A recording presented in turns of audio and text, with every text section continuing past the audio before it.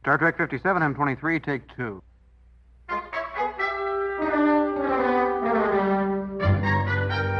It's got Star Trek. Episode 42. Lower Decks, Season 1, Episode 6, Terminal Provocations.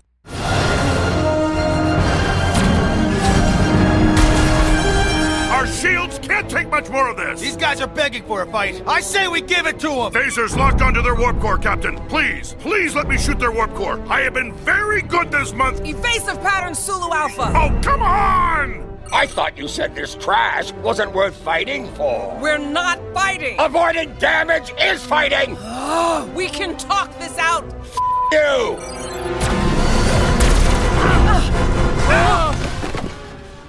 So, Dan and Jesse, what is the answer to life, the universe, and everything? Is this a 42 joke? I don't know. What is the answer to life, the universe, and everything? Some kind of like guy eating a wafer thin cookie and then exploding. You're creating a mixed metaphor from two different behemoths of British comedy. Yeah. What? That was a different I wouldn't one. call it a metaphor. It's just a literal. No, it's not a metaphor, but the term mixed metaphor means you're mixing a metaphor, but you're not mixing a metaphor. You're mixing references. I would go with that. You're doing some kind of alchemy over there. You're fouling up my cleverly crafted plan. Okay, I'm trying. I mean, I'm honestly trying. I don't know what the answer. You know, you do know the answer. You already said the answer. You just didn't phrase it in the way that was necessary. Oh, okay. For my whole gimmick. Okay, let's try again. It's a gimmick. All right. What is the answer to life, the universe, and everything? Well, I-42, of course. That's right. Welcome to the 42nd episode of the It's Got Star Trek podcast. Whoa, that was clever. Or episode 42. I don't know. Whatever sounds better. But this is the 42nd. This is episode number 42 of the It's Got Star Trek podcast. So that's what you're listening to right now. I got to start keeping track of the episode numbers. Why? Because every week he's because like, it sounds cool. He's always like, "Wow, really?" It's like you were here last week. I thought we did like 5 of these or something. Don't you like being surprised every week? Yes. It's like a little joyful moment. But anyway, so welcome to the 42nd episode. I don't know why I'm saying the episode number 42 of the It's Got Star Trek podcast. That sounds better with the initial joke. So today, in a moment, Get it in post. Yeah, we are going to put it in the post. Send it through the mail. Yeah. So this week we are going to be discussing Terminal Provocations, episode 6 of Lower Decks. But just prior to the beginning of that discussion, I wanted to briefly mention the Star Trek Day panels. Earlier this week, on September 8th, it was Star Trek Day, which was a fundraising mechanism and a marketing mechanism for Star Trek. It was celebrating the day the first episode of Star Trek, the original series, premiered back in 1966. But the main reason why I bring it up is, first, that people out there, if you're listening to this, you're probably a super Star Trek nerd, so you've in fact probably already watched some of the panels or all of them. But if you haven't, definitely go check them out. They're on YouTube and they're on CBS All Access. And they were pretty cool. I thought they were fun. The Lower Decks panel in particular was really, really fun. Each of them is like 20, 25 minutes max. So you can plow through them pretty quick. It seems like it's a good idea that they decided to put them on YouTube. I mean, no reason not to, you'd think, right? But there was some kind of GitLab same thing kind of panel where, you go listen to people talk about whatever. And it was the same kind of deal. But they were like, it'll be available for the next 2 days. And I'm just like, okay, you're trying to make it imitate closely some kind of physical audit. They even had different auditoriums, like the blue room, the green room, and it was just a list of videos you clicked. So they were trying to hold on to this concept of a company about digital technology. You'd think would be a little bit more Johnny on the spot of being creative with it. Yeah, no, I agree. I think it's cool that I guess they were going for something. But. Well, the thing is, okay, they were raising money for the hashtag Star Trek United Gives, which is great. They were raising money for social justice purposes, and I'm all in favor of that. I think that's cool. Admittedly, of course, it's also a marketing mechanism. It gets people excited, particularly about Lower Decks and about Discovery Season 3, because part of the panel is where they premiered the Discovery Season 3, the new trailer for it, and they had some cool interviews with some of the actors and producers. about what's coming up on that. They had a good TOS panel with George Takei. The Deep Space Nine panel was awesome, but it also, because of the passing of Rene Auberginois and Nog, it was a little bit melancholy. Yeah. The Enterprise panel was totally charming. I really enjoyed that. Trip Tucker III. It had more than a sprinkle of him, let's say. He was looking very sexy with his slick glasses. It doesn't surprise me that the reaction is thus, or thus. But yeah, he gets a lot of love from his good looks around the community. And I'm one of those people that gives him love for that. He deserves it. But I thought I was special. I was like, oh, I know it's really cool. He makes me want to go back and watch some of that Stargate. He was on a few Stargate shows, so I'm kind of interested in maybe checking that out. But the last thing I guess I'd mention is on the Enterprise panel, I thought that John Billingsley said something pretty cool, which was, everyone was talking about how cool Star Trek is and how exciting it is and how it makes people think of a hopeful future and that they can do anything you want, that sort of thing. And John Billingsley broke in and he said, this is a quote. He said, "My only concern sometimes with popular culture generally is that we sometimes can lose ourselves in popular culture to the detriment of the actions that we have to take in our lives day in, day out to make a difference in the world. So for me, I would like to remind people to connect the vision that they take away from Star Trek with their own need to act on the ground every day to make a difference in the world as it exists." And, I thought it was a nice message, and it made me think about, just sort of the importance of, you can watch when you're watching escapist stuff like Star Trek or The Expanse or really whatever you're into. If it's something that promotes the idea of a better future, you can also do stuff to, try to get to that better future. And there's like a million different ways you can do that in like your own life. And I thought it was kind of cool coming from Phlox, because basically John Billingsley just sounds and looks like Phlox when he talks, pretty much, which was cool. But anyway, check out those panels. There was some like really cool stuff on there, and not all of it was all, political or whatever you want to call it. Most of it was just super fun. There were some cool facts. And the Lower Decks panel in particular was neat because they had Mike McMahon talking about some of the behind the scenes process. And it was just really great to see the four ensigns kind of chatting in quote unquote real life, which was fun. All right. In terms of this week's episode, we've got what, like three, is it like an A story, a B story, and a C story? So we got the whole introduction to the Drukmani, which is a Lower Decks original, it seems like. They found some trash. They told Star Trek about it. They told the Starfleet about it. And and then they were like, well, we want our shit. And they're like, no, we found it. It's like, why'd they tell them in the first place? But whatever. And then you had the thing about, Fletcher, that whole situation. The whole business with Fletcher. That whole situation with Fletcher and then Tendi and Rutherford. Ruffalo, yeah. Ruffalo. Yeah, you keep calling him Ruffalo. Yeah. Hopefully they cast Mark Ruffalo in this series at some point, so you can get further confused. I'd be all for it. Because of the internet, every time I hear Tendi, I think of like chicken tendies, Wait, why is that because of the internet? Because I never referred to chicken tenders as tendies. That's never something I did. Who does? Does somebody do that? It was on few Reddit subreddits. Really? I don't remember which ones, but they kept talking about tendies. Is it sort of like a cute way to say chicken tenders? It's like, Mommy, I want some chicken tendies. It sounds like a cute way to say it. I feel like they were being ironic, about it, and being ironic that, like, I don't know. It's one of those mega sort of inverse implodes on itself with its irony, attempted irony kind of thing. Typical. And so they just can't stop saying things like tendies and other actually more offensive things. But I thought this was a really funny episode. I thought like a lot of like sort of wacky, funny shit happens. But yeah, I hope you guys think about chicken tenders now that you watch Tendi. I might. I don't know if you've ruined something for me or made my life better. Yeah, I don't know. I guess we'll report back next week. We'll find out. Yeah. This was a good episode. There was a lot of fun stuff going on. I think Fletcher was fantastic. That character was just he was drinking like cantaloupe puree or something? Yeah. Oh, was he? Yeah. I didn't even notice that. Because they were saying he's got like 3 cantaloupes full of puree. Like. Yeah.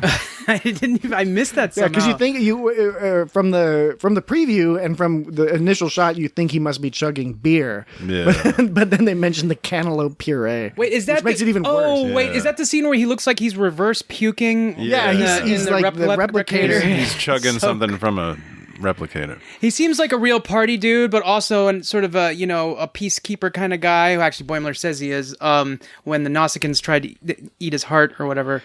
I guess. What did the Nausicaans like? They stabbed Picard's heart. Picard's heart. So then they wanted to eat Boimler's He picked heart. a fight with him and they stabbed him. Yeah, young, dumb. You know the rest. Indeed. All right. Yeah. So. Right. So, but yeah, Fletcher comes off as this. He's this fun-loving kind of character that's also can bring people together, and he's like the guy in the group that you're confident. He like provides you that anchor, that sort of confidence, and he's fun too. I think that's how he was introduced. He seemed like one of those sort of true to life characters where it's that person who seems like they like got everything together and everything's all smooth, and then like one little thing happens and it all comes crashing down on them and they just can't handle it.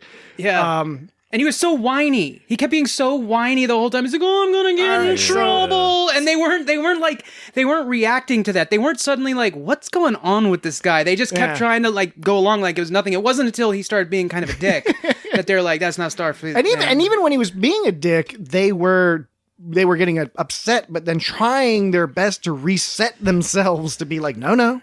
We're gonna be the good people. He's in distress, and we're gonna help him out." They were gonna recalibrate. They recalibrate the core or something. I think this is the core thing was weird too.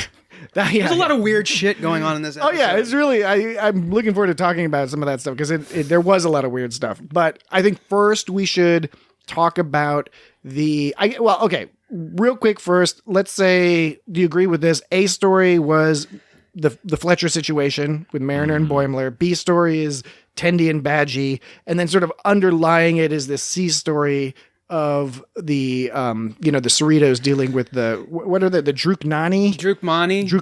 Yeah. Because scavengers. Yeah, because there is plot moving on that part. I would say that's the A plot, and that's the resolution to the whole. So you say that's the C. I think it's the C plot. That's like the undergirding plot. Yeah, but it ends up being like the resolution to that plot. The A plot ends up resolving the C plot. They connect together, and then the B plot is merely affected and propelled. The instigating issue with the holodeck is a result of what's going on, both on the ship and with the Drukmani, but it's also kind of its own thing. But all right, it seems like there's a tendency to have like an upper deck situation that's happening as the background, and then like the A and B plots are the lower deckers.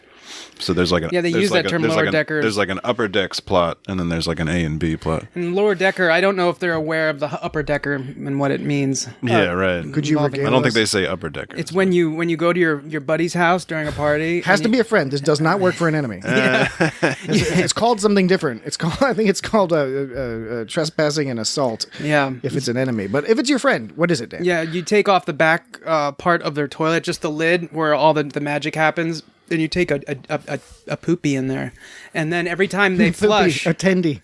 They take a chicken tendy. Oh man! Oh no! You eat a chicken tendy and then you take a poopy and you're in the tank of your friend's toilet. And then every time you flush, there's just brown water and it smells bad, and you think something's wrong with your plumbing. Is it brown because of the poop? I that was my assumption. I've never actually tested it. And I never read that specifically, but I'm pretty sure that's what's making it brown. It's not some kind of chemical reaction with it is a chemical reaction. It's the poop chemical reaction. The poop dissolving. Yeah, everything's a chemical. Everything's a chemical, that's right. I heard that somebody told me that a lower decker was when you put a poopy in their air vent on the floor. Oh, no.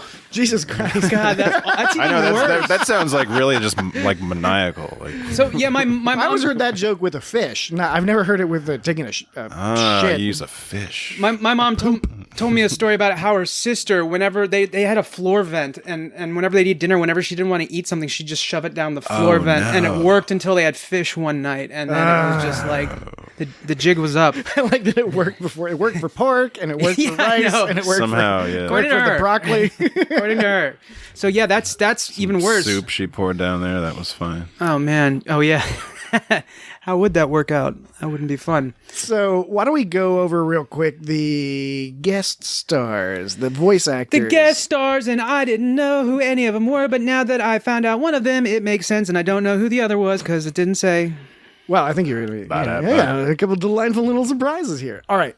The most obvious, the most prominent is Jack McBrayer. Jack McBrayer plays Badgie. In retrospect, that makes sense. Yeah. And he, of course, rose to fame as Kenneth on 30 Rock. Prior to that, he worked on Conan, on the Late Show with Conan O'Brien. He was probably like an intern. Arrested Development. Mindy Kaling was an intern. Mm-hmm. Yeah, I mean, Louis C.K. I mean, a million people worked on Conan early on. Yeah, and he went on to do the Dana Carvey show. So Jack McBrayer, he's the most obvious.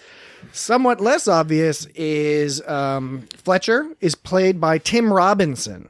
And you may not know him, but you should, because he was a longtime writer for Saturday Night Live, was one of the main things that he did. But he's most recently famous for his Netflix show, I Think You Should Leave, with Tim Robinson. Oh yeah, I've seen this guy's face. It's the class. Yeah, and there's a scene with him like in a law office commercial with a tie and suit and all that stuff, and he's talking to the screen. And you've probably seen it a lot on Netflix. I highly recommend checking that show out either on Netflix or clips on YouTube, because he does sort of an absurdist style sketch comedy. He's also closely associated with Scott Aukerman.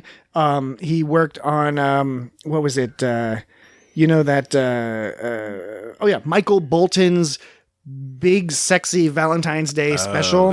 Scott Aukerman put that together. He worked on Documentary Now. Tim Robinson did. Did you ever see that John Mulaney had some kind of like kids show? It was like Sesame Street. Oh yeah. It just reminded me of that, because I wonder if that was great too. John Mulaney's another good one. I bet he'll be a voice on this show at some point. But just sort of feeling out the intersections of where they're sourcing these actors. But definitely check out the Time to Leave with Tim Robinson. Yeah, IMDb just gave him it just said voice. Yeah, but he's definitely Fletcher. Mm-hmm. And on his show, his style of sketch comedy, I think it actually helps you with the Fletcher character in some ways, because it's a similar sort of thing. Most of his sketches start out seeming like a very normal comedy sketch, but then they go in some ridiculous, weird direction, and usually go on for longer and longer. It gets more and more ridiculous. It's a little like what happened in this episode, where he's freaking out so fucking much. He's being so insecure and just worried about getting in trouble. I don't. It was a straight up misdirect. This one, it wasn't even just like it was normal. It was a misdirect in that he seemed like, hey, that guy, he's so cool and smooth. Mm-hmm. And then, he just totally turns it on his head after they go to the chu-chu dance, the chu-chu-chu dance. And then he was all worried about getting court-martialed. But it's like, if his story was true about getting attacked, which it wasn't. Yeah. He hit his shit on a terrible place. It's like right on his bunk. But that was just, part of the thing. But, he was worried about getting court-martialed. I don't think can you get court-martialed if an enemy fucks you up and like a bunch of shit blows up as a result, as long as you were trying to protect? I don't know. Presumably not. Presumably he was just a worrywart.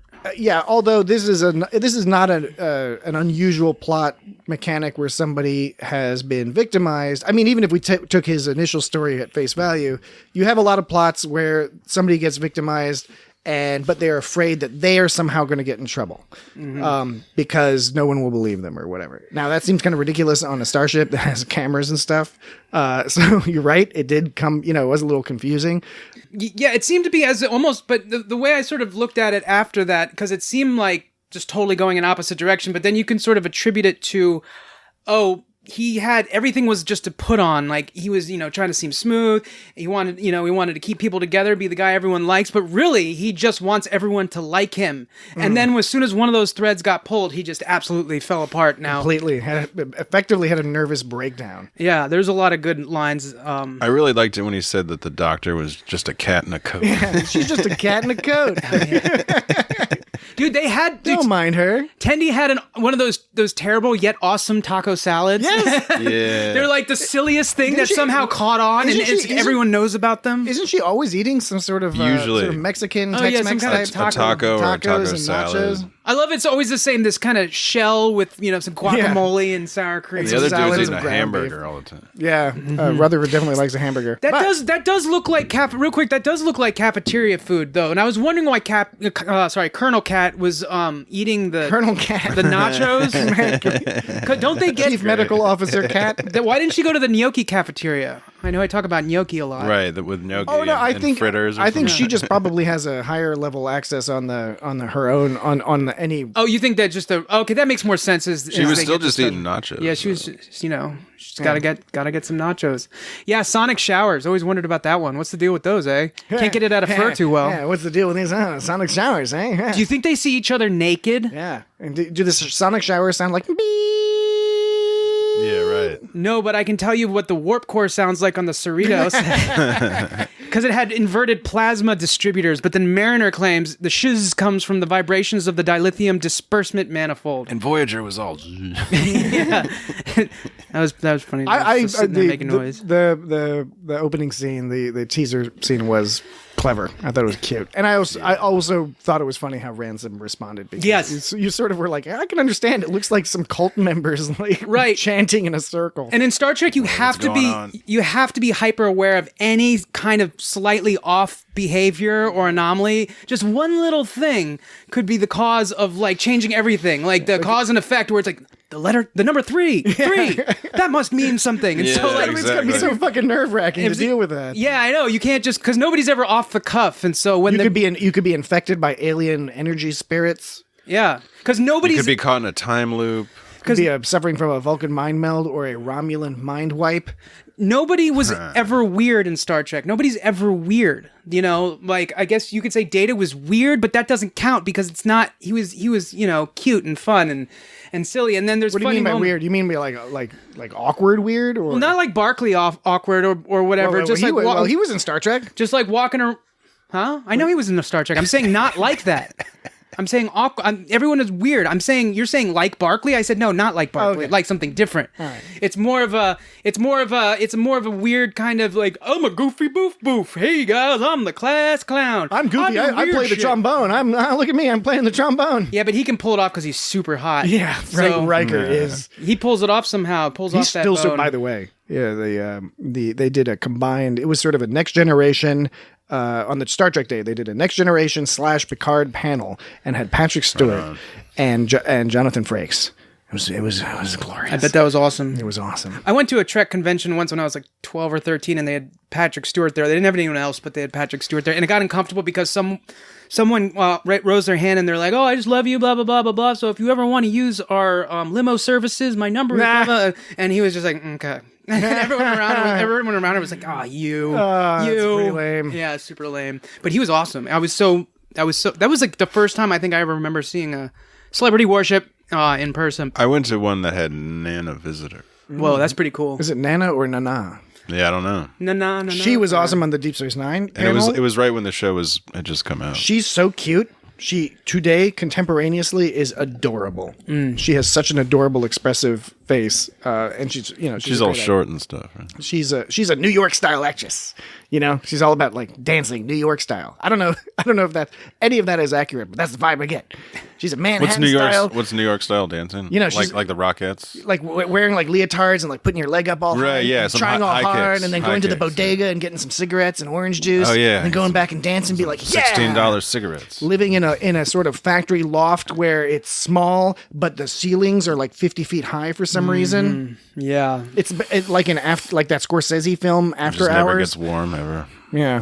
Or it's always warm because of the heating pipes that are just like pumping hot water through the walls. Yeah. Oh my god! I can't remember what a terrible place. What, New York? No, I'm just kidding. No, it doesn't make any sense. You can make it anywhere. Someone from Manhattan told me they call them shotgun apartments because you could aim a shotgun and shoot down from one end out the back of the other, and it's true you could. Yeah. I don't know if that's why they call it that, but I'm gonna believe him because he grew up in Manhattan and he was an old man and he wrote mystery novels. But like Neil, I mean, shotguns have a pretty far range. I mean, do they mean that you could shoot through the window without damaging your wall? They meant that, you could open the front door, and given that all your doors are open, you could shoot from the front door out the back door because it's shaped. Yeah, it's just straight doors. One long hallways. Yeah, so you got some bedroom that like everyone has to walk through in order to get to the bathroom. Gunfighting hallways. It's a hallway for having a gunfight. Yeah, that's pretty cool. You could make some cool XCOM kind of video game out of that if you really wanted to do that, but you wouldn't have to. Nana Visitor, I forget if her name Nana is actually her name or if that was some nickname she was given. And Visitor, I don't know where that's from. Where the origin of that. Like for English example, to me. so for John Cleese apparently. Yes, John Cleese rhymes with cheese. John Cleese's name is. He says Chief of Police. He says it's Cleese. It rhymes with cheese. Okay, that's because originally their name was Cheese. What happened? Okay. No, we're not making. Okay. What happened? Okay, guys. We're not making fun of you. It was just funny. His name was Cleese, but it was actually Cleese. No, his family name is actually Cheese. John Cheese. So, and that was back from when his grandparents or something like that. It was They in were some curd manglers. Curd mongers. So Curd manglers. curd maestros. That's kind of what you do. I think. Sorry, honey, I've got to pop on down by the curd manglers. So he actually said he liked the name Cheese, and so he thought that was a fine name. So Cleese, and as a result, he was saying there's nobody named Cleese really. And I also knew another person I used to work with whose last name was Bornarth, and that's not a name in the book either. It's based on some other It's name. not in the book of names. The book of names. the Necronomicon. What book is If you look God, you shall be named Bornoff. If you look at the list of names to contact people, there's only one Bornarth you're going to find, apparently. So It used to be Bournemouth. Is that it? maybe. You probably know that, like, automatically because you know shit like that. I just pulled that in my ass. Yeah, sure, it's right. Speaking of human beings with names, we're missing one additional under the radar special guest, special voice actor. Not bald. Oh, you're talking about the actor, not the actual character. No. Go for it. Well, thank you. I'm really curious where you were going with that. I was talking. Do you want me? Real quick. I'm just talking about the bald guy that looks like Billups except with no hair. Yes, with male pattern he's there baldness. again. Yeah. He was there briefly at the promotion party, and Billups was there sitting on the bridge. So getting a real clear understanding of these guys. Still don't know what bald guy.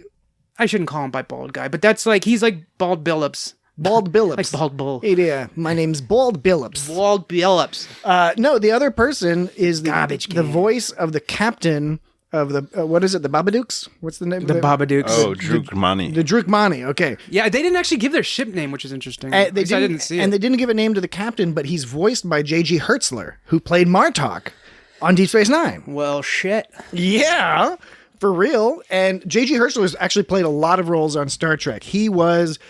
A lot of it was on Deep Space Nine, so he played the Vulcan captain in Emissary. So way before he played Martok, in the very first episode of Deep Space Nine, there's a Vulcan captain who's both the Vulcan captain and he's also the Prophet version of the Vulcan captain in one of Sisko's, Prophet visions.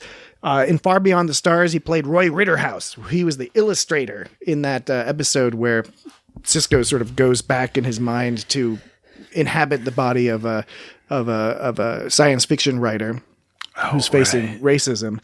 So Hertzler is the guy who draws the pictures for the magazine. He was on Voyager as a Hirogen fighter on Tsunkatse, the episode Tsunkatse, which I remember, but I'm not placing it exactly. He also played a couple roles on Enterprise. So he was Kolos. Wait, which Voyager episode? Tsunkatse. Okay. That's what it is. Say it again. Tsunkatse. Yeah, that's right. Tsunkatse. Unkatse. Oh, that was the one with the rock. Tsunkatse. The rock in it. Yeah, exactly. Fun sounding That's the only thing I remember about it is that The Rock was on it and there was some sort of like boxing thing, but it has been a while since I've seen that one, so it made me want to go back and watch it. But on Enterprise, Hertzler, he did play one sort of rando Klingon, but he also played the Klingon defense attorney for Archer in, I think the episode was called Judgment. And he was really good in that. It was really cool to see him. But anyway, he's a guy who pops up a lot in Star Trek, and so it was fun to see him doing another voice here, playing that captain. So the Cerritos is battling that Drukmani ship. Their tractor beam is blue, and the Drukmani is a green tractor beam, which was convenient because now we can and they have a yellow alert. You'd think they would have put on a red alert. No, yellow alert is more appropriate when you're not like red alert is. Yeah, is if you're gonna die. Battle station's immediate danger, and it seemed like Captain Freeman was trying to like avoid at least admitting that they were in that situation. And I mean, they are like, I'm not saying Shax is Worf at all. I'm just saying they were really pushing that sort of line of thinking of just. He's like, I've been good all year. Just let me blow up their warp core. You know? I like that's great logic. Where it's like, okay, well, it's not really getting the point. And we got that from because it was with his log, right? So we were getting his, I guess, personal log. His lower decker log. His upper decker log. Mm-hmm. It was Stardate 57663.9. That was a security log. Delta Shift. When they said fuck Delta Shift, man, those people they really did. I love that they sold us on them being pieces of shit, and then when we met them, they were pieces of shit. Yeah, they're like, "What, are you gonna go to bed? Aren't you guys getting ready for bed?" Yeah, right. Yeah, right. They That's work so while funny. we sleep. It's weird. Yeah, that's a funny thing to make fun of someone. And then we found out I didn't know that they were the beta shift. Yeah, I think this might be the first time that's the reveal. confirmed. So it's a Delta shift. You think the Alpha shift? They're all like fancy people, and then all super snotty. Because they seem to imply that the Delta shift is like the best shift or whatever. Like maybe they're the quote unquote daytime shift. I've always been a little confused about how that would work. But I guess you could argue there's some sort of standard fleet-wide time or something like that, or whatever. But there does seem in Star Trek there generally does seem to be sort of an artificial day and nighttime hours. On TNG, we often saw officers on the bridge like late at night when it was not as well staffed and stuff, which seems to not really make sense in the context of space. But why not? Yeah, there was the episode where Crusher was doing the night shift, and there weren't a lot of references to night shift people. I can't remember if Troy did one too, or if that was... Yeah, Troy did a few when she became a commander. And it's just like, oh yeah, that has to disaster. run. That has to... someone has to be on there like all the time. It's like the boring shift. And again, it's just kind of a funny concept. I mean, does Captain Picard turn off his notifications between like 8 a.m. and 6 p.m. or something? Yeah, really. Is that the work hours galaxy-wide? That's when he's like reading his books and dude, I wonder drinking tea and shit. I wonder if they have a 24-hour day, because I've mentioned this before, not on this podcast, I don't think, but I really think that I belong to more of like a 32-hour. They got like 32 2-hour schedule instead of a 24 one. Deep Space Nine had, I think it was a 26-hour day. That's not quite enough, but that's better. Yeah, it is better. You get an extra 2 hours. You get 2 extra that's how time hours. Works. Yeah, I always just drift. My sleep always drifts, and that could just mean I'm a lazy piece of shit, which is probably what it is. It's like get off your ass, but at the same time, that can't be. No, I mean it's probably one of two things: crippling depression, or your body clock is in fact modified for some sort of planetary system that has a rotation period of 36 hours. Yeah, so that's where my ancestors come from. Apparently, it's stuck around for this long. How did they get here? So. Yeah, I don't know. That's the question, isn't it? I would say that there's no reason not to make the day longer, Is that the question? Some might say. That was my question. Oh, shit. It's funny. I mean, it's okay. As we've repeatedly said, Star Trek is spoiler alert. Star Trek's not real. It's a mechanism. To tell stories. So the concept of having a night shift is important to relate to certain contexts within real Earth life, because whether you're in the military or in a normal job, the concept of a night shift means something to us. And by saying night shift or ranking the shifts, like the alpha, beta, or whatever, it indicates to us some things. It conveys information to us that they don't need to explain. Like there will be fewer people. The lights will be dimmer for some reason because it's nighttime. Right. It's not uncommon for sci-fi things to have that ring circle space station thing where all the fancy people live, where it's spinning around, and so they get some artificial gravity. Yeah, and they have artificial gravity, and then when they look up, there's a sky, and they have sky stuff, and it goes on some kind of cycle. So that's not unusual in one day, man. Sci-fi. But one day. But if you're living on a starship. I mean, there's so many different people living. I mean, I don't know. Yeah, But what you're saying makes sense. But like, that's irrelevant. It's irrelevant to the concept of having dim lights for the night shift. So in other words, it does make sense that people. Because people should live according to a 24-hour schedule, except for you and I, right? We're on a different schedule. But the average person make a 24-hour schedule. You want to mimic it as close as possible. But when you're like off shift, I could do with about 19 or 20. you're like on a spaceship. Like, why is the bridge lights low? And actually, what I was saying I didn't get to finish was that it's not the same on a space station as it is on a starship because you've got so many people coming on and off. And I mean, that happens on a space station. That happens on a space station too, actually, when you think about it. No, but I agree with you because the space station's going around a planet and there's a sun and there's some there's whatever there is, there's going to be some sort of regularity. There's a cycle. Yeah, and you're more used to zipping around. So right, what I was saying is that there's less of a reason to have, if you're not going to have a ceiling of sky, then there's really no reason to dim the lights. Except for I remember sometimes I'd like to get into work at 6 a.m. before everyone got there because the lid's all dark in there. I do like it. Yeah, I would be turning off all the lights on the bridge myself. Ooh, how do you get up there? Maybe that's a sufficient explanation. I did it somehow. Yeah. Ooh. You just stay up all night. That's another option. Yeah. That's I want to be up at 6, so I'll just stay up till 6. You know, calling her, saying that she's just a cat in a coat. That is kind of fucked up. She's just a cat in a coat. That's totally objectifying her. But it just like came out of nowhere. She's like, she's just a cat in a coat. It has the value. Her. It has the beneficial attribute of being an alliteration, which I know is out of style, and people are like, you shouldn't alliterate. But I think alliterations are fucking awesome. Who says you shouldn't alliterate? Sometimes you have to. Trolls, troglodytes, and losers. Is it like cheap comedy, like puns or something? I think it annoys people. Yeah. I think it annoys people. It's cute. It's a little too cute. Well, there was this game that was a pretty fun game, but it's cloying and cute. That's what happens. It's modernism. Modernism turns against cute alliterations. Yeah. There was this game that was like an RPG or whatever, but there wasn't Soggy Biscuit. There wasn't voice acting, but every time people talked, it was in prose or whatever, and so and the cute little limericky rhymes. And after a while, it did get a little like, okay, I'm sick of reading the narrative of this game in this cutesy, weird, rhymey. Some sort of rhyming scheme. Yeah, not that I'm against cutesy shit. I like cutesy shit, man. I'm really into, Nintendo Switch and stuff. But like that's your go-to. I know, right? That's what people always bitch about. They're like, this is kitty stuff. It's like, well, that's fun. It's really a video game. Yeah, I mean, there's what you consider whatever. I'm not going to get into that. But anyway, point being, what was the point I was making? I was talking about cutesy stuff. Oh yeah. Alliteration, though, unless you're constantly doing it unless it's like that Song of Hiawatha shit or something, like, it's probably, you're not going to be doing the whole thing, and it's, I would read that whole Hiawatha thing. She's just a cat. She's just a cat in a coat. I think I did read that Hiawatha thing, and it was all like that occasionally in there, and helps you remember when you force it too much, but. The point is alliteration. It can be fun to force it too much if it's for the purpose of aggravating your audience. Yeah, so you're right. It's all about context. Yeah, which is it's appropriate sometimes. Mm-hmm. Yeah, some audiences deserve to be aggrieved. It's fucked up. All right, so the this mysterious. I don't know if you're going to the chu-chu dance. But... I was going to talk about. I liked the chu-chu dance stuff, and I was a little nervous, especially when I saw the preview, because Star Trek has this history of, often unintentionally, I think it'd be fair to say, trying to do some sort of dance or gimmick, and it comes off as like really racist or problematic or weird in some way.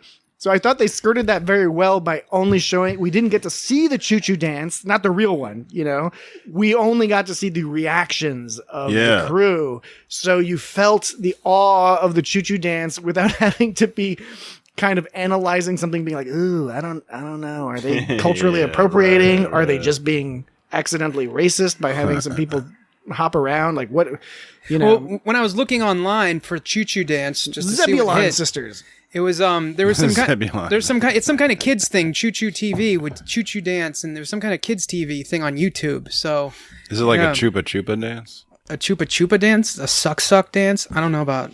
What are you talking about? A chupa chupa dance? Y'all seen that little? I think you know. Isn't it that little deer thing? I think it's a type of deer, and it's called a dick. No, but you seen a dick? That's I've seen a dick. I mean, it's different than the chu-chu dance, but no, I haven't seen a dick. Dicks are pretty cute. Have you seen a dick for? What's it? Oh, you. That wasn't supposed to work. You. Oh man! Catch me when I'm it's not got paying Star attention. Trek. It's got Star Trek. It's got dick. It's got Badgie. It's got 42 episodes. It's got the meaning of life Badgie had all these great lines. Yeah, I liked it. So, all right, I will preface the Badgie stuff with a critique. It's not a criticism. I liked the Badgie thing overall. I really like Jack McBrayer. None of it made any sense, really. The thing, though, with the Badgie was that it was somewhat of a standard trope of not even just Star Trek's trope, but it's like somebody creates something and it goes wrong, right? Nothing wrong with that. It's just they didn't go much beyond that. Was one thing. I mean, but they even referenced, when he listed off Sherlock Holmes, Robin Hood, Sigmund Freud, Cyrano de Bergerac, Einstein, Da Vinci, Stephen Hawking, and Socrates. I don't remember Socrates being on there, but I'm sure he was. I think he was. So he wasn't he playing? Yeah. I looked that up. So I would guess it was a sort of a offhanded half reference to. Well, that joke was referencing specifically the holodeck Socrates stuff. was in a Voyager. Okay, that's why I don't remember it. But in a broader sense, the concept of the creator being turned on by his artificial creation. I mean, that's Frankenstein. That goes back pretty far. Nothing wrong with that. They didn't do much with it. And the only other issue I had, it wasn't a problem. I was very entertained by it. I thought it was really funny. But the whole gimmick of like Jack McBrayer playing against type is, again, I mean, we've seen him do that. We've seen other characters do that. So I thought it was, it didn't quite reach the heights that it maybe could have if they'd taken a slightly different angle. Overall, though, I did like that storyline because it served as a really cool mechanism to further explore and look at the relationship between Tendi and Rutherford, which continues to be cute and charming in all sorts of good ways. Yeah, they didn't put any effort into having it be cohesive. Like, I'm talking about the sort of logistics of it, and like, who cares, right? But it's just, they did, and maybe that was part of the joke. It's hard to tell at a certain point. But I mean, the whole, the Drukmani throws some shit at the Enterprise, or the Cerritos, or the whatever. And it did that non-essential power diverted, safety protocols disabled. So the first thing you're going to turn off is the safety protocols. But not the whole program. Right, not the whole program.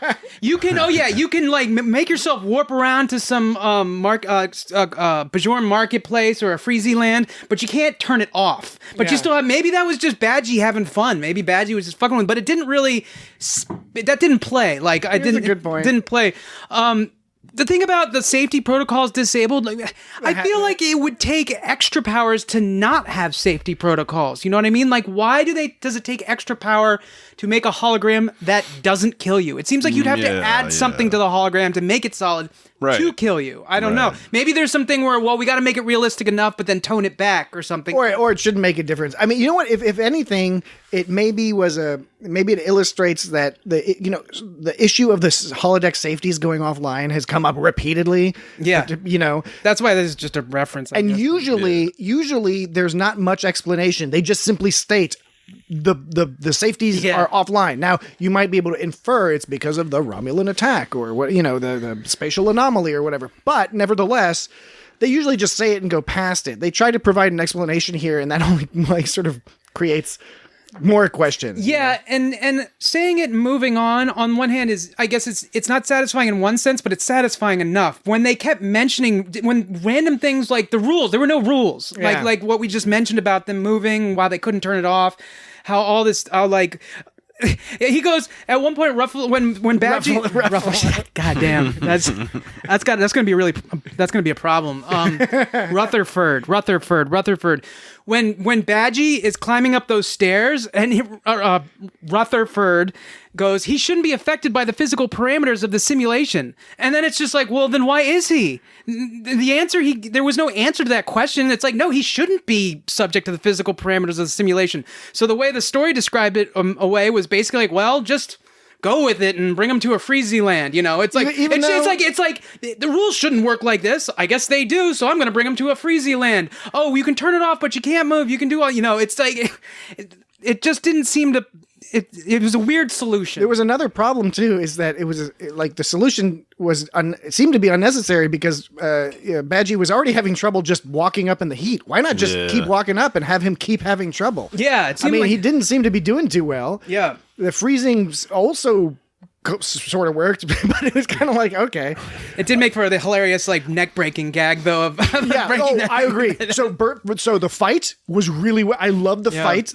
Just the visual representation of the fight was kinetic and awesome. And then, yeah, at the end, when he breaks Badgie's neck, that's hilarious. But I also really liked, did you catch the Lethal Weapon 2 joke?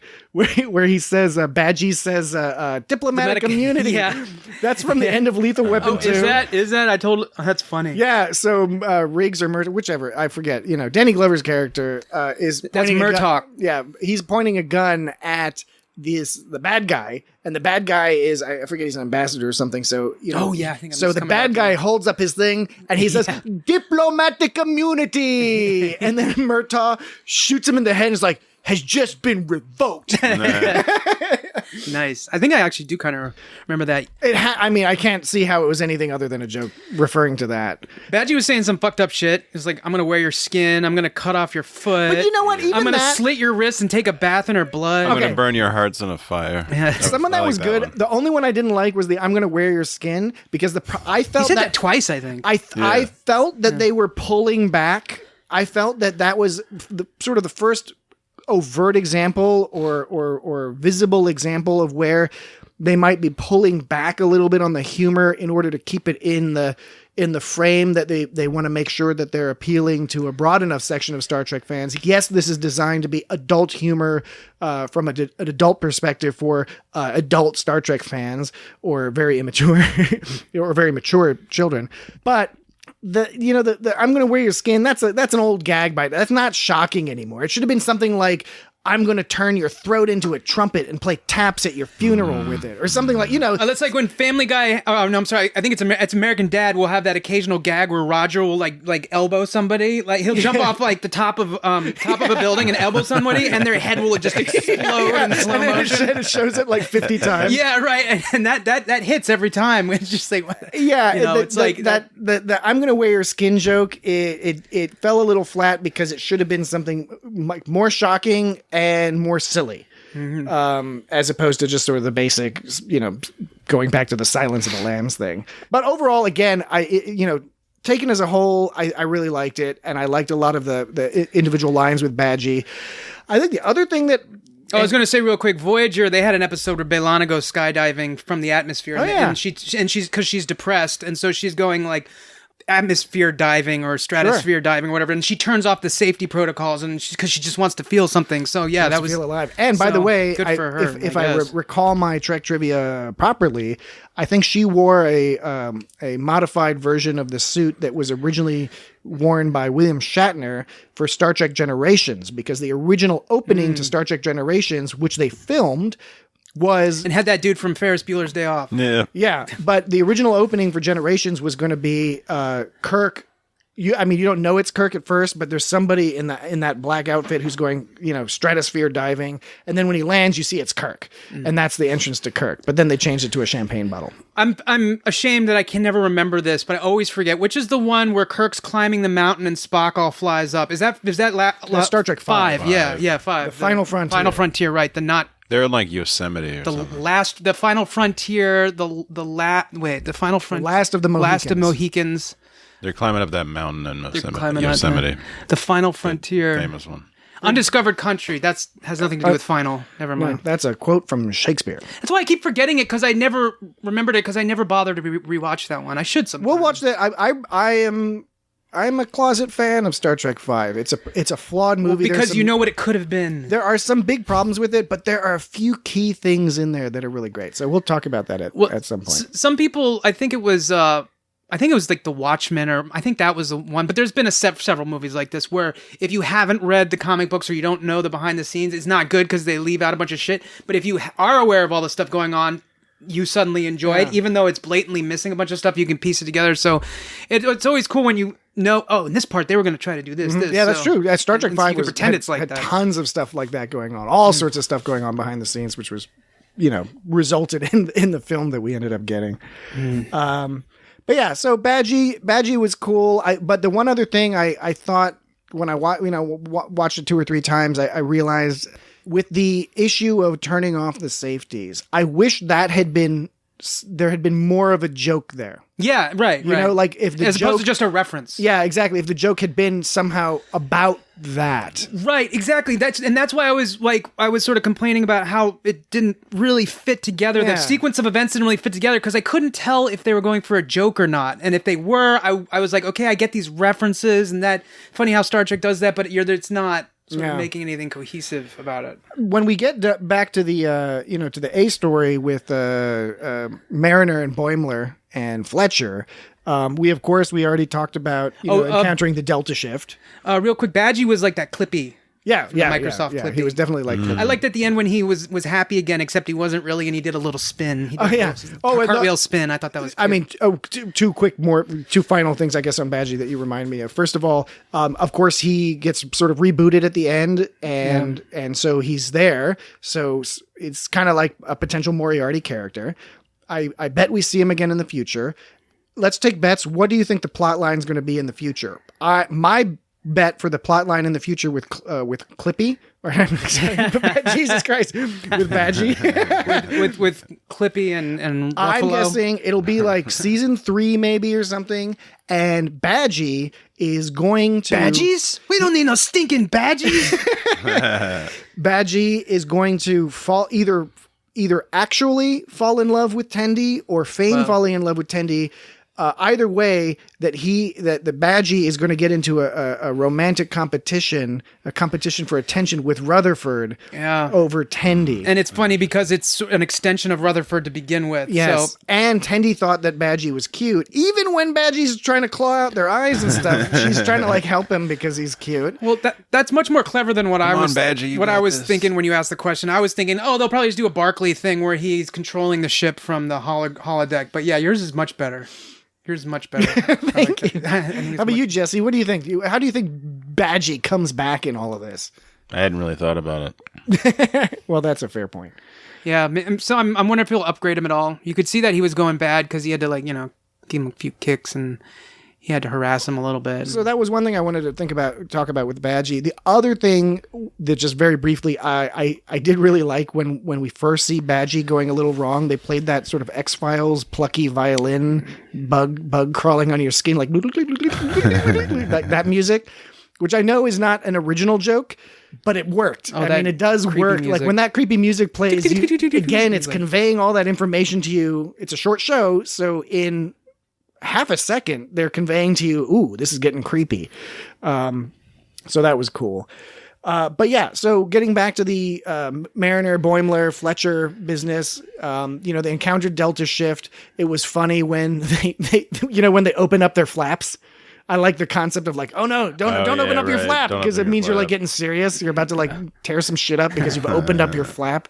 I like that opening your uniform flap either means you're relaxing and like reading a book, or you're about to like kick some fucking ass. Because you still got this shit strangling your neck, and this it's just an extra piece of like cloth over top of it that you're undoing. And in a fight, you would think it would be problematic to have like that flap open. Really, you don't want shit you can grab at. Do you think it indicates that you're like off duty? Is that what you're saying? That's all that it's got to be off duty. That's all that's got to be good for, because it doesn't look like it loosens anything up or makes anyone feel cooler. Or, There was a outtake of TNG, and it was Geordi and Worf. They were giving each other a high five about something, and when Geordi gave the high five, he did a super like uniform pull down thing afterwards, and I just felt so bad for him because the uniform got all jacked up on his ship. I remember they would talk about that, how that uniform is always getting fucking all jacked up, and Picard, I would guess, does the most, that pull down. Well, thing. And part of that, originally they had the full Florida ceiling. I don't know what you call it. Oh right, the full jumpsuits in the first season, and they were like, we cannot fucking wear this shit anymore, because it was like crunching them down, and they all have to stand up straight,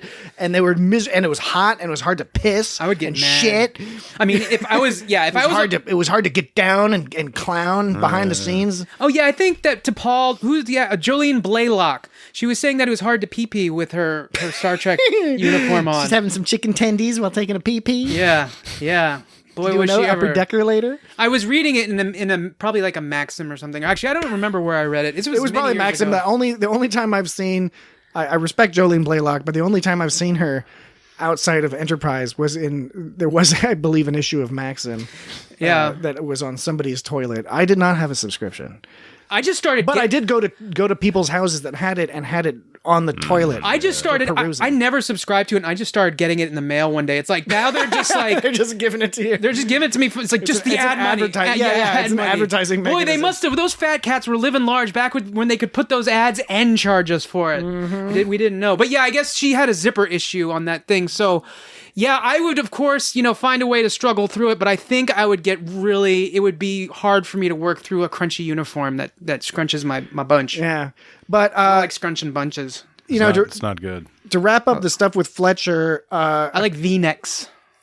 I thought it was cool. I never have any. That that AI creature that Fletcher accidentally created had some random shit. Like, why did it turn into some? Because it his brain waves broke it somehow. Well, because he wanted it to upgrade his brain, but instead I think he upgraded its brain. But then it got his personality and insecurities. See now, like going it kept on, saying like, "Make me. I want to be smart. Aliens. I want to be smart. I want to be smart." Now, going with my logic of Badgie before, I would think that I would not like that as much, but I really liked that actually because it was just like I've got this core. I'm just gonna plug it into my head, And it's like, oh, it didn't give me the power, gave them the power. That seemed like they were, making fun of some shit right there. And it's similar to what Barclay did in the Nth Degree when he plugged himself into the computer and into the holodeck and effectively became like some sort of maniacal super genius for a while. And it's humorous to be like in the future you can just plug computers into your head. It just works he had that like way. a helmet, like a pre-made helmet. They already had a helmet. Yeah. But unlike when Barclay did it in the Nth Degree, his insecurities were about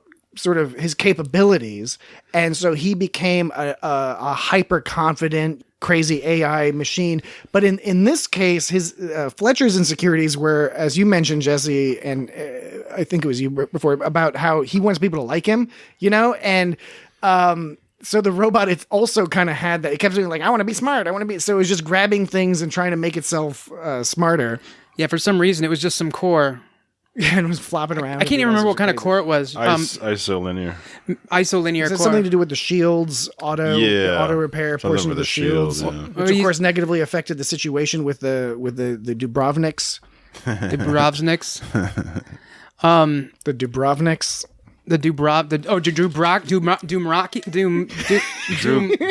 Drukmani. Yeah, that's what I said, the Drukmani. You didn't say Croatia. You didn't say that at all. Drukmani, Croatia. What was he saying about the, so that isolinear core for the shield array, it regulates auto repair when the shield's down. So I guess it's got some AI shit about it, like floating about it. And that's a good point. He was like, good catch. I messed up the seal, and then he gets all whiny and he's like, I'm gonna get court-martialed. Just funny because it sounds like he's gonna say he's going to his room or whatever. But it's funny because then like towards the end of the episode, they just keep saying like instead of court-martial, they just say like fired, and then like he goes to the Titan. And then he's like, I got fired, and they're like, what? What was that shit they were spraying on the pad at the end to make it misty? I don't know. I don't know. It just looked like it was like a water sprayer. Yeah, water spraying, but in a weird can. It should have. It was a Star Trek style can. You have Star Trek style doing crazy Q stuff. Well, yeah, and there was the he's gonna pull the old let's beat ourselves up and just blame it on a Q. And I love that they brought that back. They circled back and they used it against him at the end. Yeah. That was really funny.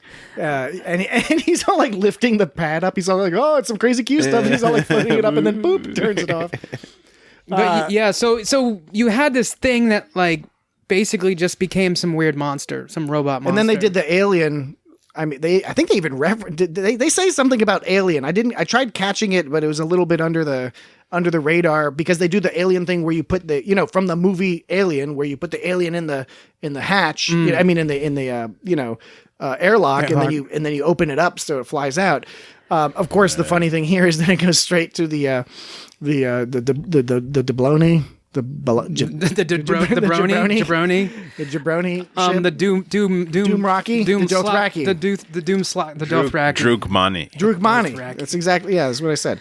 And it was, and they shot that shit at the thing, and then the lower deckers were all like, "Oh no, we're gonna get fired," Boimler specifically. And then in the upper deckers, they were all like, "Hooray!" Yeah. We did it. But then later on, they started giving them shit for it. They're like, "You guys sent this after there." It's like, motherfucker, Yeah, well, presumably you can presume they figured it out. out. And I guess you have to suspend disbelief to a certain degree that this thing was wreaking havoc down on deck 11 for a little while and nobody on the those. They were in a battle situation. It's kind of like this thing saved us, and it's not even that you're not giving us credit as normal. You're actually punishing us for saving your shit. So, although in the end it wasn't a punishment because they did promote Fletcher, so they were able to turn it around.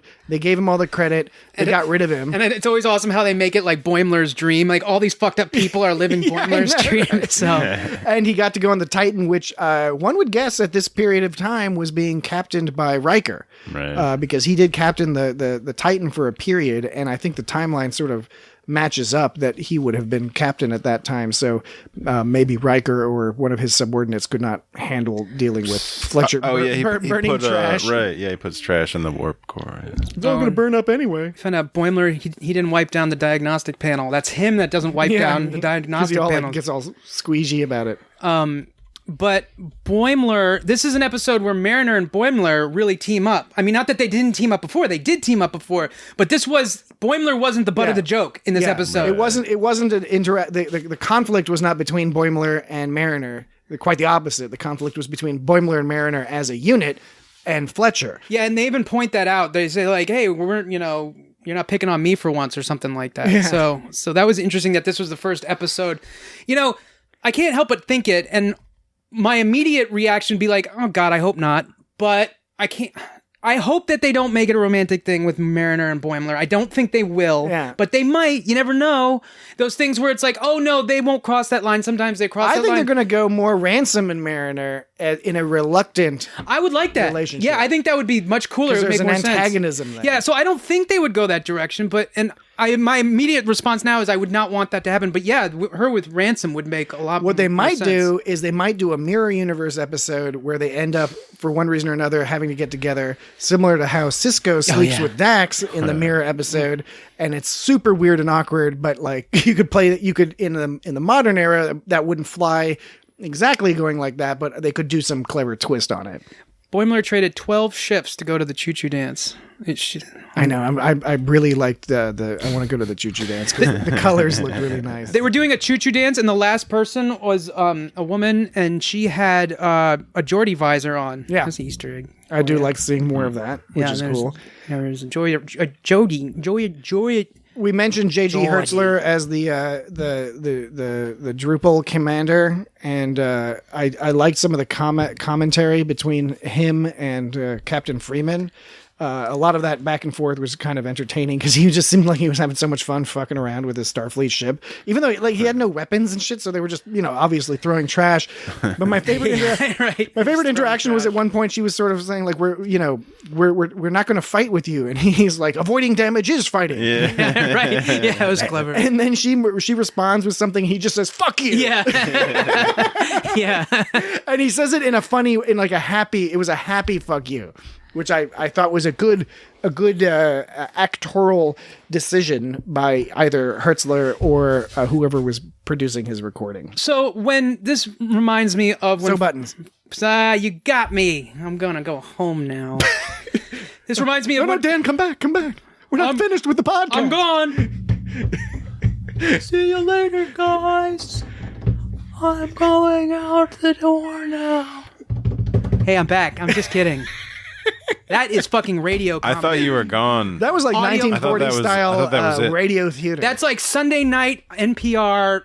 On Sunday night that they call like the Big Show or something. Not the Big Show. But they call that's on WAMU, yeah. Yeah, WAMU. The big broadcast. Locally here to DC on its WAMU, you can look up your local NPR stations wherever you are. Wherever your NPRs are sold.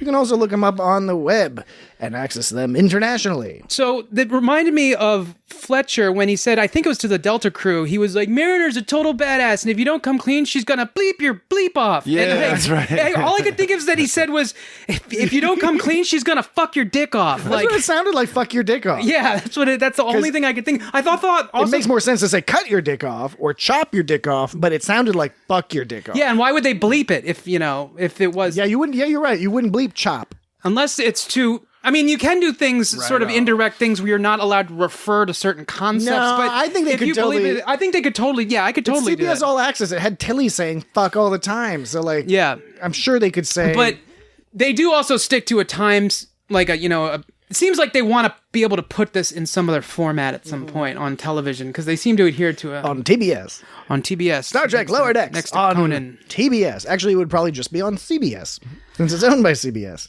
It must be kind of fun though to add beeps and be like, we're gonna make it. They leave it up to the audience's mind, and it's gonna be silly. And what do they think we're gonna say? Do you know what do they think we're saying? Do you know what a Fletcher is? Oh, it's a guy that makes the fletching on an arrow. That's right. And what is the fletching on an arrow, Jesse? It's feathers. That's right. It's like the tail fins. It's fletches. That's a useful fact. It's a useful thing to know. So many Western surnames, particularly Germanic surnames, which includes England, come from, rolls. Yeah. Do you remember Fletch? Baker. Smith. Man, my energy drink, I keep thinking I have Old B.O., but I'm smelling my energy drink, and I think it's my energy drink. What flavor is it? It's Monster. It's Monster It's a Old Monster. B.O. I don't even know what the difference between B.O. and Old B.O. Old is. Monster. So this is called Ultra Fiesta, is what the name is. It's kind of like grapefruit. It's not bad, but it smells like Old B.O. when you wear a shirt too many times, and it's like not immediate sour B.O. It's not like that fresh, delicious B.O. Yeah, not like a produce section, an old produce. It's that moldy, musty. It's just I wore my shirt for too many days straight, disgusting. and it's not sharp yet, but it's kind of a dull kind of. This is what happens in the COVID era. We do less laundry. And we wear clothes for longer. Oh, dude. Yeah, but I think it's coming from my when Monster. I was home energy all drink. the time, I was doing laundry all the time. Oh, man, I got nothing else to do but do some bunch of fucking laundry. See, that's the sensible reaction to this sort of situation. Maybe I just watched a lot of Brooklyn Nine-Nine and Star Trek.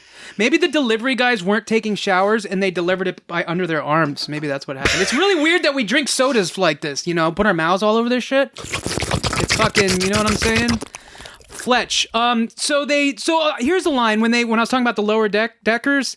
The line was lower deckers stick together. Now that's got to be a poop joke, right? Lower deckers stick together, like they're poops that stick together.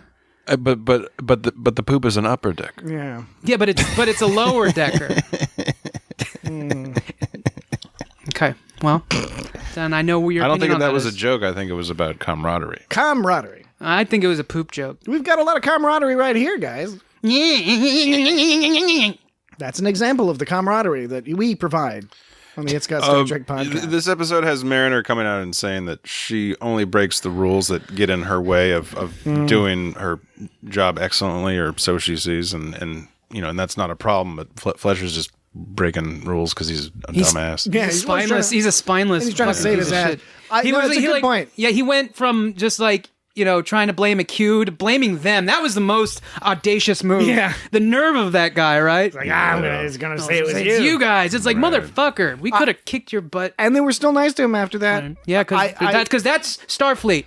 When they kept talking about, that's not Starfleet, that's Starfleet. That was the best way to get rid of him, was to get him promoted. And that's not unusual. That happens in real life. Yeah, not just in the totally. military, by the way. That happens in there are company. You can work at a company, and if you have a problem person, you get them hired somewhere else, so they leave, and you give them a good review. I've never been in a position to do that, thankfully, but I've definitely heard examples of that happening. All these unspoken things people are supposed to do, like in a company, and if you ask them direct, unless you're real cool budge, like, no, I would never do that. Yeah. No, that doesn't happen. Because it's either unethical or in some cases even illegal or potential liability. It's all about balancing liabilities, right? You don't want the person themselves to sue you by firing them or something. On the other hand, you could have the other company could call you up and be like, wait a second, you said this person was like a reasonable person. They're dumping a bunch of trash in the warp core. That's funny. What the fuck? That was like the idea. He's just like dumping trash in the warp core. It's so dumb. Even I know you don't do that.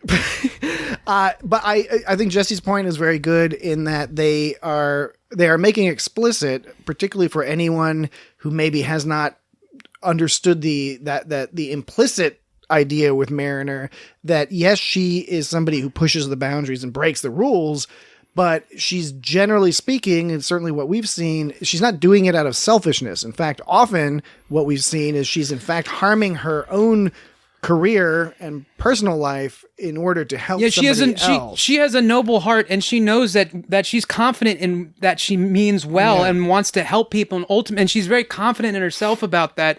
And so she's like, fuck these rules. These rules are made for like giant groups of people to follow, blah blah blah. I'm better than that because I know like it's all bullshit, and I really want to, she doesn't follow these rules because she feels she's supposed to. She actually wants to help. And she's a fangirl for Kirk and Spock, and these are people who broke the rules in order to save the universe and save the Federation. She's breaking the rules in the spirit of breaking the rules all Starfleet style. Precisely, yeah.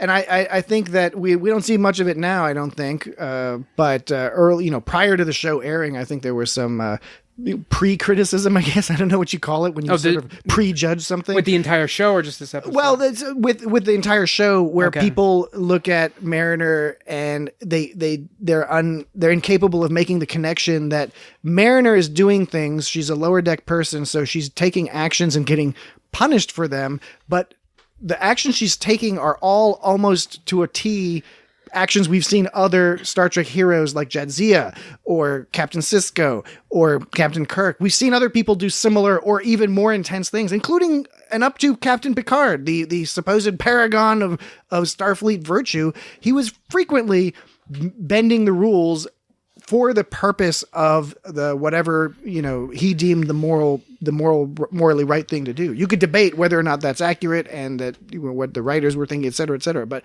this has happened before, and I think they've been playing around with that idea a little bit to sort of push it in your face to make the point that if you don't like Mariner, then why are you liking Jadzia? Joining up with her Klingon friends and going to murder some people. Why do you think that's okay?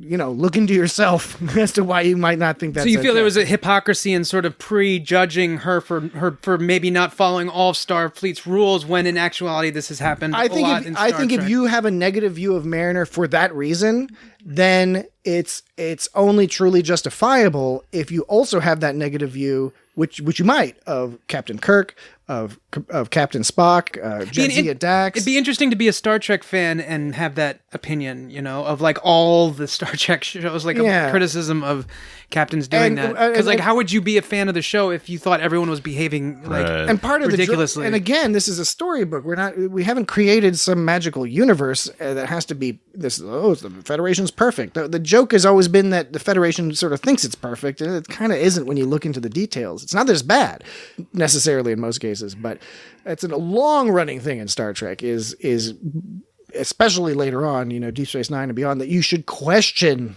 If somebody says they're perfect, you question that. Like that society where Wesley fell into the flowers and they were going to kill him. That seemed like a perfect society, Or the master, or the there's a masterpiece society, or the cloning people who they have like the genetically perfect people clone stuff, and they're trying to steal DNA and make clones of like Riker and people. If I'm on someone else's planet and I fall into and break some shit, and like everyone's telling me that's fucked up, you're going to get fucked up, I wouldn't be like, come on guys, it's no big deal. It's like, I'm on your planet.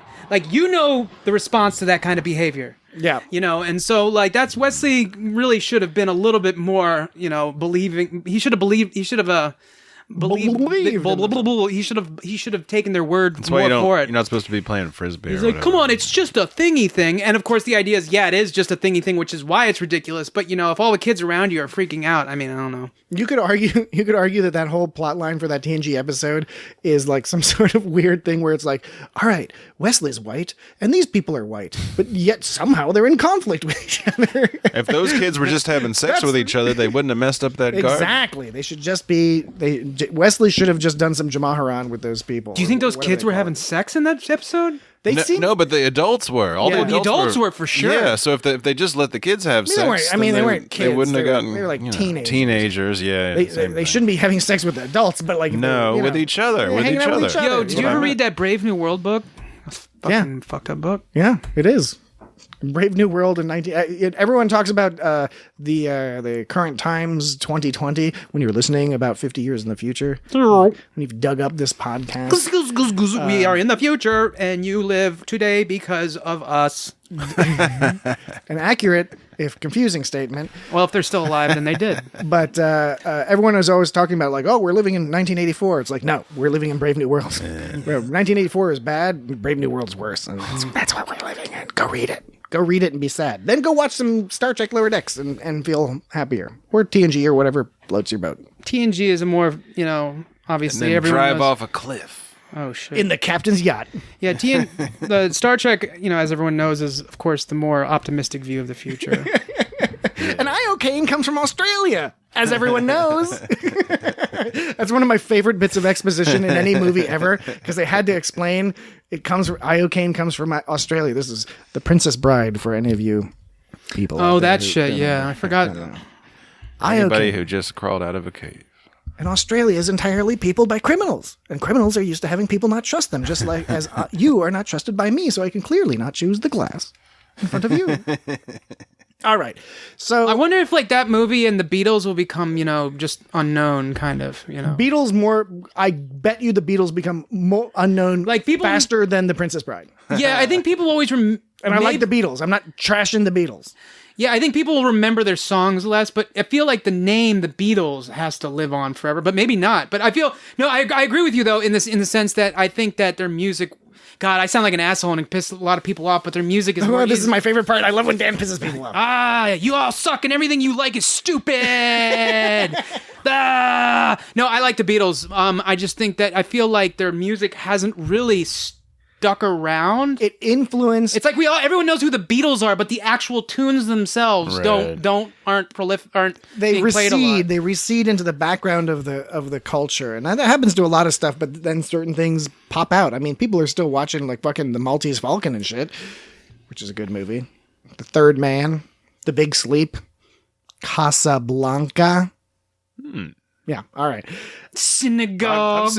I've seen some of them movies. Any final comments or questions? I don't know. Anything else about this episode? What you thinking about? I liked the episode. I thought it was fun. Like we said, some of the Badgie stuff was a little, didn't necessarily fit together as elegantly as some of the other stuff they've done, but it all really came across to really make that Rutherford Tendi relationship.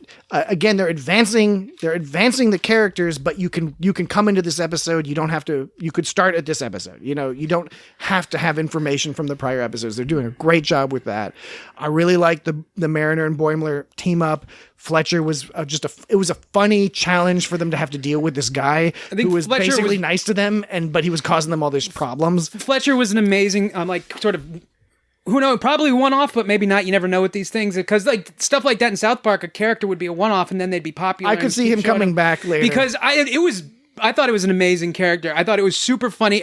Right up until like they're taking off the bounds on his wrists. He's going like, my freaking wrists are all chipped. It's like, this guy has no perspective on what's going on. All this shit went down. He's like, oh, my wrist, God, this fucking whiny sort of insecure guy that I agree. That was introduced all funny. And Joe, and if you want more Tim Robinson right now, just go watch Time to Leave or whatever it's called with Tim Robinson. I guess it'd be good if I actually had the name of that show has. I think you should leave Fred with Willard. Tim Robinson. Does that show have Fred Willard? Fred Willard shows up in that. A lot of people show up in that, but I'm not going to suggest any sketches. Just it's a sketch show. Right. You can turn on any episode, but just turn it on and watch it. Who knows? It might not be your flavor. But who is that actor? But if you like the Fletcher character is a good mainstream example, a mainstreamed version of what you will see in that show. Is Lauren Lapkus in it? The one who was in that probably she's Wrong Missy. Oh yeah, Lauren she's in everything. Crashing with Pete Holmes. She's a constant almost on Comedy Bang Bang. She's on Orange Is the New Black too. Yeah, that was the first time I saw her. She's funny. And she does voices. She did a lot of voice acting and stuff. Her name is Dorothea Lauren Allegra Lapkus. Wow, that's intense. Yeah, there you go. That's a lot of names. So she's on that. Is she on that sketch show or not? Well, I can't remember. I think she shows up. People show up on that show. Oh yeah. So okay, that's kind of a sketch show. It's like a silly question. It's a sketch show. Yeah, right. So like you're going to see a lot of people. Some of them you don't want to get spoiled by because it's funny when that certain people show up. So right. Anyway, if you want more Fletcher, check out. I think you should leave with Tim Robinson. If you want more Jack McBrayer, look up Conan O'Brien, when Conan O'Brien sent Jack McBrayer to the Chicago hot dog stand where they curse at you and insult you and made him go order a hot dog. You would want to do that. If you want to see more J.G. Hertzler, go watch 4 seasons of Star Trek Deep Space Nine where he played Martok, or, any of the other characters that he played. You know who I really like? I like that Bill Hader fella. Bill Hader's great too. He's a good guy. Yeah, he does some good. He's a good guy. I hope he shows up on Star Trek. That would be fun. Any Star Trek, any version that's coming out. Oh yeah, by the way, on the Star Trek Day, they also had a Strange New Worlds panel. So you had some sexy Christopher Pike being all sexy and with his sexy beard being all sexy. That's cool. So you get sexy Connor Trenier on the Enterprise one. You get sexy Captain Pike on the Strange New Worlds one. So go check them out. They're available on YouTube and CBS All Access. I wonder if he's approachable. By all accounts, he is. I was reading a sort of an article about him, and they said he has movie star good looks, but every man's modesty or something like that. Oh man, you just gotta love that. I know. That's what they said. It's actually frustrating. It's actually obnoxious when you meet somebody who's that charming and attractive, like, and then also like nice, right? And pleasant. Nowadays, you can only get about 6 feet away, though. I think, right? Yeah. Well, he's not that approach. You can only approach up to 6 feet. Because we all gonna die. It's probably close enough though for him. I think you'll get enough. You'll get what you need. Yeah, I think so. All right. So next week we will be talking about episode 7 of Lower Decks, which I'm given to understand is called Much Ado About Boimler. I think he's going through an awkward phase in his life. So I'm just basing that off the preview. So that's what we'll talk about next week. In the meantime, there's some kind of chatter about Q being on Q. We know. Oh yeah, Q's going to be on Star Trek. John Delancey is guesting as Q. I think it's just as Q. Going to be a cameo type thing. So don't expect a full episode, but that'll be cool. And do they call them cameos because of the word camera? No, but camera. I think a cameo is like a little like piece of jewelry with somebody's silhouette inside of it. I don't know shit. Yeah, I mean, but we got Google, so we could look it up. Jesse's always knowing that shit. Jesse, you always be knowing. You be knowing. That's a myth. Next week, we'll talk about that episode, Much Ado About Boimler. In the meantime, if you are inclined to contact us, feedback@itsgotstartrek.com. That is the email address, and the website address is very similar. www.itsgotstartrek.com. Good. Excellent. I did say that. itsgotstartrek.com. On social media, you can find us at... Where at, Jesse?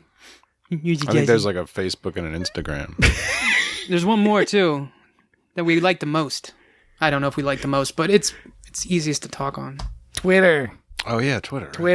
And Twitter's pretty fun. We get into a lot of good conversations with some of our fellow podcast fans out there. Just the Star Trek community on Twitter is nice. Oh, real quick comment I wanted to make on Star Trek Twitter is, there is this issue of the trolls. The trolls in the Star Trek fandom. Don't feed the trolls. The Twitter trolls. They are all over Facebook. It's really obnoxious. You don't see much of anything on Instagram really. On Twitter, I think it used to be more of a problem, but and this could be a model for other things, for other communities. The Star Trek community seems to have effectively split off the Trek trolls and created sort of a cocoon where you just follow people and it's very quickly clear who you want to follow, who you don't want to follow. Well, that's nice. People will point out, being like, hey, this person's kind of being a shithead. You shouldn't follow them or whatever. But the result is that you can have this nice stream on Twitter following these people and only getting cool, nerdy, dorky, goofy Star Trek stuff. Right. And that's, I really like that. And it doesn't mean that we don't want to listen to people with differing opinions. Quite the contrary. It means we want to have constructive conversations. And that's what can happen. Not hear the same old bullshit. That's what can happen when everyone blocks or otherwise ignores the sort of the people who are out there clearly just to get some sort of reaction by being ridiculous. It is extremely fun to discuss and debate and critique and comment on Star Trek. No one likes all of Star Trek because there are going to be things that are less entertaining to you or don't fit your vibe, or frankly, in some cases that are just not well produced or that don't hold up because of changing social norms and things like that. And that's fun, but that can only happen when everyone's respecting each other and being cool about it and understanding that everyone's a cool, fun Star Trek nerd. And it's just a fun thing to have these conversations without people, insulting each other or, being just in general being pieces of shit.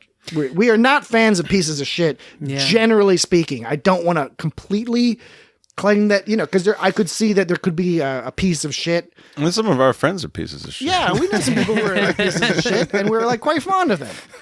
So we don't want to, no blanket opinions, right? Always have a little bit of an open mind for that. So do Nausicaans have are they Norse? Is that their whole thing? Norse? No, I think they're from Nausicaa. Yeah, but I mean, but I'm not literally Norse. I'm just saying, is that their It makes me think more of the ocean for some reason. It's like Nauticans. Yeah, like nautical, Nausicaa. But I'm thinking of Norse berserkers, right? In Warhammer. Yeah. That's fair. And they want to eat people's heart. I mean, the main thing I think of is I think of Nausicaa Valley of the Wind, the Studio Ghibli, Miyazaki's. Well, there's another possibility. First film. Sort of this rough draft. Good arguments are made. Yeah. Another film to catch if you want. It's a great movie. It's bizarre but excellent and has a really cool ending. And the voice acting, if you want to watch the dubbed version, it's actually pretty decent. And Patrick Stewart is one of the voices. So that's your Star Trek connection. So it was completely valid for me to bring it up. Patrick Stewart was in the original Dune. Yes, he was. Hell yeah. And Excalibur. Nice. And then American Dad. And then Sam Neill was in that. Totally was. Sam Neill was in that Merlin show. That was. I love that. I have that on my computer. I have the DVD. I don't know if it would. Merlin. I don't know if it would hold up, but I remember liking it at the time.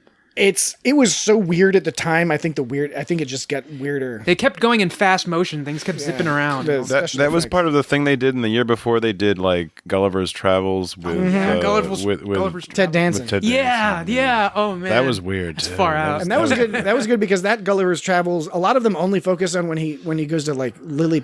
Oh yeah, they did the other one. They did the other one too. Yeah. All right. So you know how to contact us because we said the email address, feedback@itsgotstartrek.com, and the website, itsgotstartrek.com, and the social media, Twitter, Instagram, Facebook, which is the @ at itsgotstartrek.com. Facebook, YouTube. Man, come on. You can find us. Come on. You can get us. And then next week, we will continue to talk about Star Trek because that is what we have agreed to do. It's got Star Trek. Because it has got Star Trek. It has it. All right. So it's got it all up inside. We hope you have a lovely week, and we will see you next Saturday. Bye-bye. Ciao. Choo-choo. Choo-choo dance. Oh, choo-choo dance like Pikachu. It's Pikachu. Choo-choo. Choo. You gotta add the third choo. Pikachu. I choo-choo choose you. Drop it, asshole! Roger. Diplomatic community.